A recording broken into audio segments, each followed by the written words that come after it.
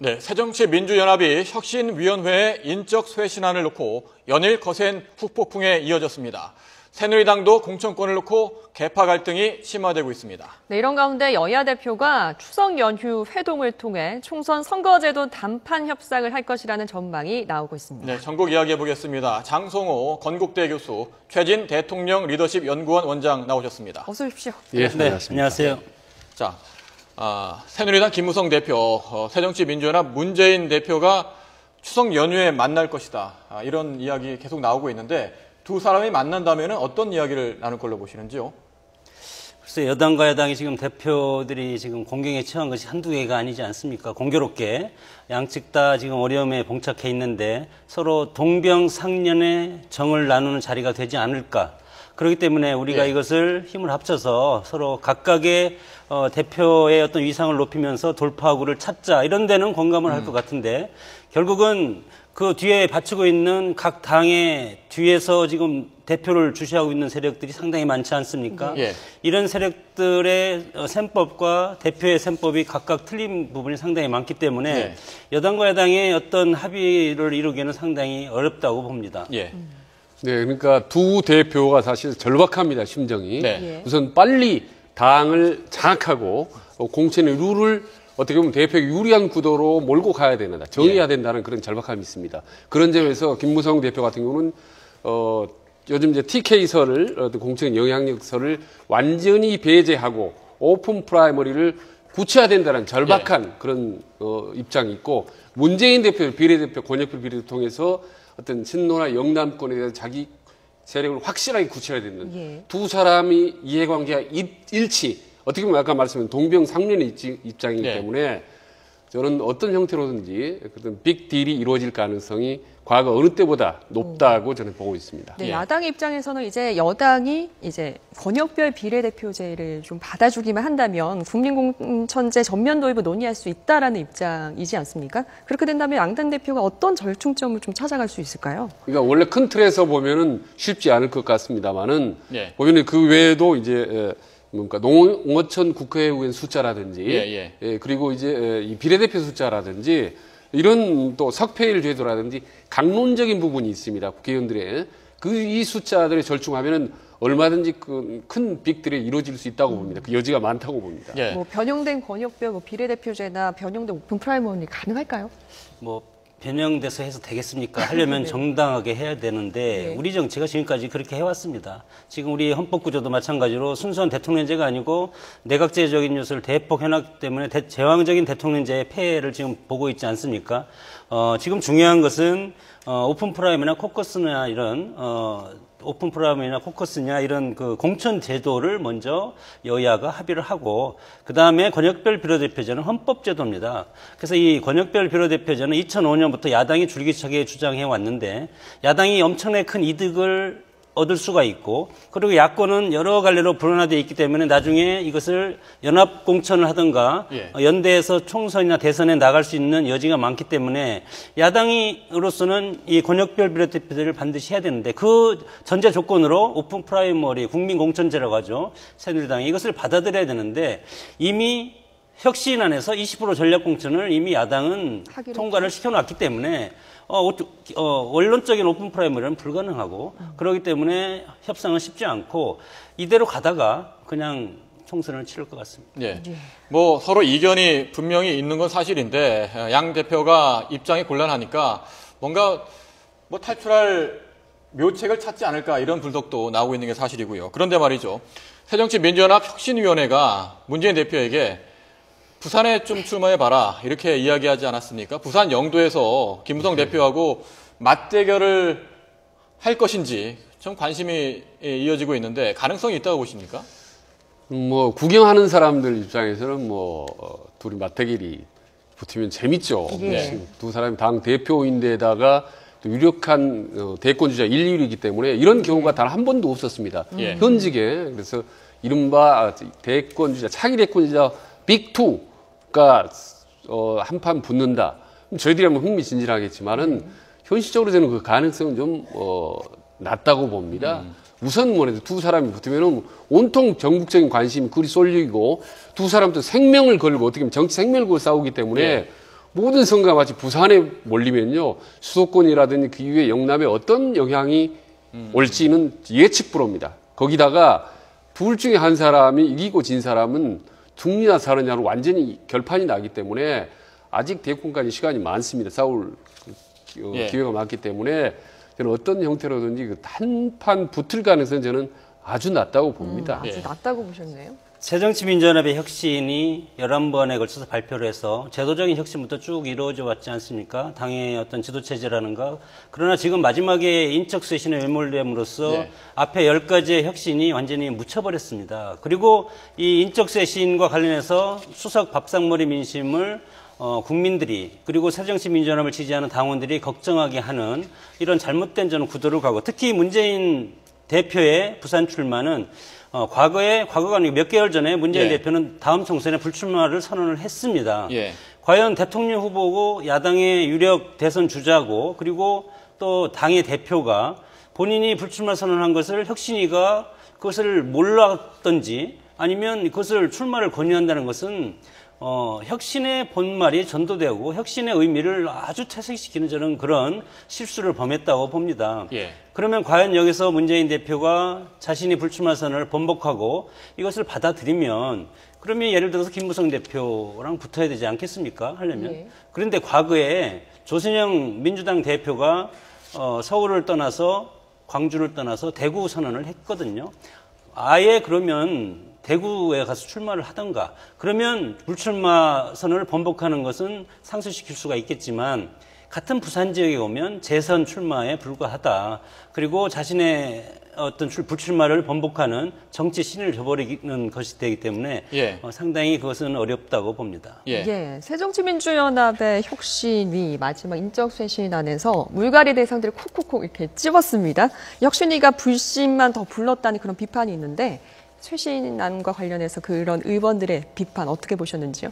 그러니까 혁신안을 보면은 결국은 중진들에게는 적지에 나가서 죽을 테면 죽으라라는 식으로 얘기하고 마치 문재인 대표는 상당히 이제 유리한 지역에 출마하는 그 어떤 형평성 이게 자체가 너무 좀 문제가 많다고 보는 거죠. 그리고 이미 지금 문재인 대표 같은 경우는 아까도 말씀드렸듯이 대구에서 출마하는 것 같은데 또 심지어는 호남 출신, 호남으로 와라 말이야. 호남에서 한번 해보자. 또 조경태 의원 같은 경우는 자기가 붙어라라고 할 정도로 많은 의원들이 문재인 대표부터 먼저 살신성이라는 모습을 보여줘야 그 다음에 중진 적지 출마라든지 혹은 물갈이에 대한 어떤 명분이 서는 거거든요. 근데 혁신 지금 친노 보면은 모든 게 친노 중심적으로 가고 비노에 대해서는 지금 뭐 사지로 몰아넣는 그런 불공평한 모습을 보여주기 때문에 계속 앞으로 문제가 있는 거고 그리고 이게 이제 탈당, 분당, 신당으로 이어지는 그 지금 바로 경계선에 와 있지 않습니까? 신당 1호가 지금 나왔고 아마 2탄, 3탄이 나올 가능성이 저는 아주 높다고 봅니다. 보면 비주류 의원들 반발할 수밖에 없는 쇄신안이라고 보이는데 박지원 의원 같은 경우에 뭐 공천권을 검찰에 넘긴 게 아니냐 처음에 이렇게 이야기를 해서 정말 혹시 탈당하는 게 아닌가 이런 관측이 많았거든요. 그런데 이후에 조금 입장이 좀 달라지는 것 같기도 하고 여지를 남긴 것 같게 해석도 되는데 박지원 의원 어떻게 할 걸로 보시는지요? 박지원 의원도 마찬가지로 하급심 유죄 공천 배제라는 혁신안을 발표했기 때문에 거기에 당연히 걸려들었습니다. 그러면 그 법이라는 것은 공정성이 있어야 되고 일반적으로 모든 사람이 균등하게 적용해야지 반발이 없지 않겠습니까? 그래서 혁신안이 필요한 것이고 그러나 박지원, 김재현, 신계륜, 신하경 이런 분이 지금 이 데드라인에 걸려 있는데 그러나 문재인 대표는 박지원 의원에 대해서 탄압을 받고 있는 정치인이다 이렇게 수차례 얘기했고 엊그제도 기자들을 만나서 그런 혁신안이 있지만 박지원 의원은 예외로 살려둘 수도 있다는 뉘앙스를 했기 때문에 이 혁신안이 과연 정말 옳게 된 혁신안인지 지금 대표조차도 이 혁신안에 대해서 해석을 놓고 A라는 해석을 했다가 B라는 해석을 했고 이러면 코에 걸면 코걸이, 귀에 걸면 귀걸이 이러면 혁신의 혈액이 상당히 반감될 것이고 그리고 혁신 초반부터 구체적인 실명을 거론함으로써 당이 분열의 길로 갈 수밖에 없다는 거죠. 혁신하는 것은 제도적인 것으로 라인을 짜놓고 마지막 공천 직전에 이 혁신안에 대한 데드라인에서 군체적인 인적 쇄신을 하면 반발이 최소화될 수 있는데 이미 혁신이 시작되기도 전에 이것을 했기 때문에 네. 박지원 의원은 정치 팔단 아닙니까? 이것을 뻔히 알기 때문에 지금 언론 플레이 하는 겁니다. 예. 나를 잘라라. 그러면 지난 전당대회 때 문재인 대표랑 49%의 1대1 거의 박빙의 승부로 차점자로 떨어지지 않았습니까? 그러면 특히 이제 박지원 의원은 DJ의 적자라는 그런 예. 상징적인 호남의 어떤 지분을 가지고 있는 큰 정치인이기 때문에 문재인 대표도 지금 엄청나게 당혹스러워서 그런 말을 할 수밖에 없었지 않았나 예. 안타깝습니다. 근데요, 이게 박지원 대표가 이제 호남 출신인데 예. 여러 호남 출신 중진들이 앞으로 상당히 아마 어려울 겁니다. 왜냐하면 그렇죠? 혁신위가요, 예. 혁신 점수가 제대로 점수를 확 매겠다는 거 아닙니까? 지금 혁신 안에 보면은 예. 지금 선거 지역구 관리 점수 35점이나 되거든요. 거기다가 또 지역구 관리에다가 아니면 또 해당 행위, 또 막말 정도 예. 이런 부분까지 구체적으로 30점, 15점, 10점씩 이렇게 점수를 매기기 때문에 이 부분을 딱 들이대면요 꼼짝 없습니다. 왜냐하면 대개 점수가 가장 낮게 나올 사람은 호남 출신이 뻔하기 때문에 과거에도 항상 그랬었습니다. 그럼 막연히 물갈이 하는 게 아니라 예. 구체적인 점수를 대고 거기다가 신진 가산점 10%까지 들이대면요 예. 호남 출신 꼼짝 없으니까 과거에 지금 어떻게 보면 친노가 비노 호남 출신들을 물갈이를 치는데 예. 그냥 치는 게 아니라 구체적 수치를 들이대기 때문에 지금은 상당히 입지가 어려워졌다. 그래서 호남 출신들은 이러한 어떤 조직적이고 체계적인 친노 진영의 어떤 압박 이 부분에 대해서 명분 있게 빨리빨리 대응하지 않으면은 점점 앉아서 당할 수가 있다. 이 모든 현역 점수가 11월 13일 날 공천위원들이 점수를 평가가 끝납니다. 예. 그때는 탈당하고 신당 만들어봐야 아무 소용없거든요. 그냥 목 잘린 사람들의 항변밖에 들리지 않습니다. 빨리 행동해야 된다는 거는 지금 입장을 정해서 행동으로 나가야 된다 뭐 이런 말씀입니까? 그렇죠. 그 명분들을 분명하게 제시하고 분명하게 해야지 나중에 말이죠 몰려서 혹은 잘려서 나간다는 그 명분이 없어지는 거죠. 예. 네. 정당이라는 것은 국민의 선택을 받아야만이 후보자를 당선시켜서 의회로 보내는 역할을 하지 않습니까? 그래서 과연 의원이 몇 명이 탄생하냐 그것이 상당히 중요해서 지금 인적쇄신이 상당히 필요합니다. 필요하지만 필요해서 이제 정당의 본부 새정치민주연합 같은 경우는 광주 전남 그리고 새누리당 같은 경우는 대구 경북 예. 여기에서 상당 폭의 물갈이를 할 수밖에 없는 현실은 우리가 인정을 해야 되고 예. 그것은 각각의 정당이 자기 정당을 국민들한테 어필을 하려면 인적쇄신을 높이 할수록 그리고 다선 의원을 많이 용퇴시킬수록 더 국민들로부터 잘한다 이런 박수를 듣는데 다만 쇄신을 할 때 공정한 잣대로 해야 되고 예를 들어서 새정치민주연합 같은 것도 친노를 살려주고 비박이나 친노 그리고 당에 대해서 비판적인 한 조경태 의원 같은 사람을 제거한다고 혁신위에서 구체적 이름을 지금 실명을 거론하지 않았습니까? 이런 것은 엄청나게 큰 자충수를 두고 있는 짧게 제가 예, 말씀드리면 그러니까 당초에 문재인 대표의 선거 책임론과 친노 패권주의를 바꿔야 된다라고 혁신을 만든 것이 예. 100일이 지난 지금 완전히 바뀌어져 버린 거죠. 변질돼 버린 거죠. 예. 오히려 문재인 대표나 친노 세력은 훨씬 더 힘이 강해지고 오히려 비늘을 옥죄이는 완전히 적반하장 내지 이렇게 돼버린 상황이 돼버린 거죠 지금. 예. 그렇군요. 네. 박지원 의원 못지않게 또 반발이 거센 사람 조경태 의원일 겁니다. 탈당을 해서 신당행을 선택할 수 있는 가능성 어느 정도로 보고 계십니까? 그러니까 가능성이 아주 높다고 보는 거예요. 왜냐하면 이미 지금 새정치연합은 사실상에 축출한 것이나 다름없습니다. 근데 예. 부산이라는 적지에서 3선이라를 했다는 건요. 과거 DJ라든 YS도 못하는 엄청난 일을 한 사람을 해당위로 몰아서 몰치는 이런 입장이기 때문에 어차피 지금 내부적으로 예. 실질적으로는 탈당, 신당을 결행하고 지금 그 절차를 밟고 있다고 봅니다. 예. 그래서 공개적으로 내 목을 치라라고 이제 먼저 얘기를 하지 않습니까? 벌써 절차를 밟고 있다라고 말씀을 해주셨습니다.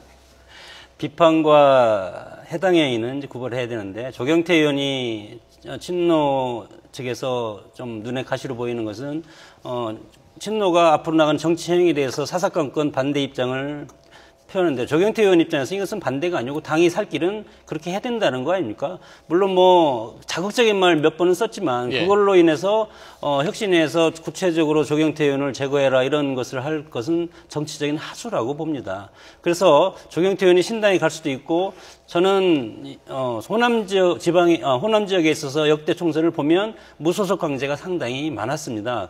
그래서 마지막까지 버티다가 공천 탈락하고 무소속으로 출마해서 당선되지 않을까 이렇게 봅니다. 예. 자, 야당 이야기는 여기 접고요. 여당 이야기도 해보겠습니다. 김무성 대표 오픈 프라이머리를 계속 주장해 왔는데 조금 전에 말씀하신 대로 야당이 입장이 정해졌기 때문에 현실적으로 좀 어렵고 그러다 보면은 대안을 마련해야 된다는 입장이 당 내에서도 나오고 있지 않습니까? 그런데 최근에 한 말을 들어보면 전략공천 한 명도 하지 않겠다라고 김무성 대표가 밝혔거든요. 그 말에 함의가 뭔지 어떻게 해석을 할 수 있을까요? 그건요, 최근에 보면 청와대라든 친박계가 전략공천을 많이 하겠다라는 그런 의도가 상당히 언론이라 있는데 일상이 지금 퍼져나오고 있지 않습니까? 네. 최근 며칠 전에 청와대 춘추관장이 사표를 하고 대구 출마설이 나돌고 예. 청와대의 어떤 돌격대나 다름없는 핵심 참모들이 대구 경북으로 대거 출마할 것이라는 소문이 파다하게 나게 되면 결국 김무성 대표 공천권 최소화되고 이후에 대권까지도 상당히 위축이 될 수가 있겠다. 친박계가 당을 장악하거나 혹은 압박을 가하면 대권자로 입지가 취소되기 때문에 김무성 대표는 공개적으로 얘기했지 않습니까? 지금 벌써 이 시점에 정치 생명을 걸고 있다. 우리가 한 명이라도 전략 공천을 하지 않겠다. 그만큼 아주 절박한 김무성 대표의 의지 그리고 반대로 청와대 혹은 대통령을 어떻게 해서든지 김무성 체제를 어떤 약화시키려고 하는 이 상반된 입장이 세게 지금 충돌하고 있는 이 시점이라고 보는 거죠. 그렇게 되면은 충돌할 수밖에 없을 것 같은데 앞으로 어떻게 전개될까요? 무대라고 해서 김무성 대표의 혼대 정말 YS처럼 그렇게 돌파를 할 수 있는 지금 구조가 돼 있는가? 당내 본인을 지지하고 있는 세력이 얼마나 있는지 그리고 청와대와 일전을 붙었을 때 이것을 끝까지 관철할 수 있는지 그리고 당내 최고위원의 비율을 보면 예를 들어서 최고위원 서청원 대표를 비롯한 몇 분이 사퇴를 하면 지도부가 와야 되는데 그런 걸 감수하고 정치 생명을 걸었다고 최초에 저는 너무 나갔다고 봅니다. 오픈 프라이머리를 하지 않으면 자기 정치 생명과 같이 정치를 걸겠다고 그렇게 자신만만하게 했는데 지금 마땅치가 않은 것이 당내에서 김정은 지금 정책위의장도 이거엔 출구 전략을 해야 된다고 보고 원희철 의원도 제3의 어떤 방식을 지금 논의해야 된다고 보는 거 아닙니까? 그러나 근본적으로는 김무성 대표의 그런 뜻은 미국식 오픈 프라이머리나 코커스나 오픈 프라이머리는 국민들이 뽑는 거고 코커스는 당원들이 뽑는 건데 다 똑같습니다. 그러나 우리한테 지금 총선을 7개월 앞두고도 야당은 이미 완전 오픈 프라이머리를 할 수가 없지 않습니까? 그러나 지금까지 계속 이것을 주장한다는 것은 그리고 또 역설적으로 당내에서 친박들이 오픈 프라이머리를 한다는 것은 청와대라든가 친박의 어떤 다수를 차지하는 것을 막기 위한 전략적인 의도가 아니냐 이런 의심을 받는 상태에서 이미 저는 시간이 늦었다고 봅니다. 이렇게 했을 때 당 대표로서 당내에서 여러 가지 의견을 먼저 조율할 필요가 있고 그리고 이것을 지금 총선을 앞두고 보수 여당이죠. 집권 여당이 적전분해할 필요는 없다고 보기 때문에 야당과 협조하기 전에 먼저 친이 친박이라든가 최고위에서 이것을 심사숙고해서 대표의 출구 전략을 마련해 주는 것이 저는 합당하다고 봅니다. 네, 만약에 이 오픈 프라이머리가 만약에 통과가 안 되면 도입이 안 되면 김무성 대표 출구 전략 플랜 B는 뭐가 될 수 있을까요? 그러니까 김무성 대표가 상당히 고단수인데 오래전부터 오픈 프라이머리를 강력히 주장한 것에 대한 실리를 이미 얻었어요. 왜냐하면 오픈 프라이머리로 원론적으로 국민들에게 공천권을 돌려준다라는 명분을 일단 얻었고 만약에 이게 무산이 되거나 축소가 되면은 결국 야당과 친박의 반대 때문에 내가 할 수 없이 출구 전략을 나갈 수밖에 없다는 이런 또 실리를 얻기 때문에 그리고 100% 완벽한 걸 주장했기 때문에 절충을 함으로써 본인이 당초 예상했기 때문에 훨씬 더 많이 얻을 수가 있다. 그런 점에서 결국은 출구 전략이 나오거나 협상을 하더라도 어느 정도 명분과 실리는 동시에 이미 충분히 얻을 건 얻었다라고 저는 보는 거죠. 명분이라면 결국 국민 여론 아니겠습니까? 국민들이 어느 정도 지지를 하느냐 이 부분이 굉장히 중요할 텐데 이번 추석 민심, 그래서 정말 중요할 것 같습니다. 네, 정치 이야기는 여기까지 해보겠습니다. 장성호 건국대 교수, 최진 대통령 리더십 연구원 원장이었습니다. 네, 두 분 고맙습니다. 네, 감사합니다. 감사합니다.